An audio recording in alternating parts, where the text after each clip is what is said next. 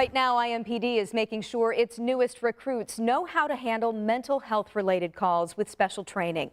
Some of the 13 News team right here was invited to get a peek at that training process, and our Matthew Foltz shares how they're hoping to help one person at a time.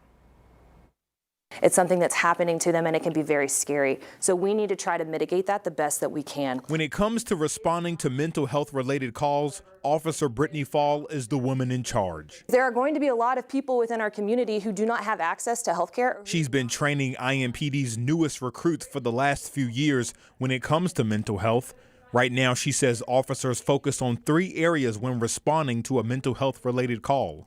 Does not have to be previously diagnosed, but mental illness. Our second prong that we're looking for is danger to themselves, others, or gravely disabled. And that third prong is a need of immediate hospitalization and treatment. Officer Fall says under IMPD training, people having a mental health episode are not under arrest, but detained to get them medical help. It's a civil detention. We are forcing them to go for a psychiatric evaluation. However, what our big key takeaway from that is it is not punitive. It is not you are in trouble. It is truly a tool for us to provide help for that person who is suffering from a mental health crisis. And where is your doctor right now? On Saturday, 13 News was invited to be a part of that training.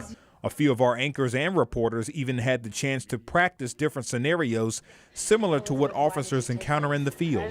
Do you know what kind of pills they were?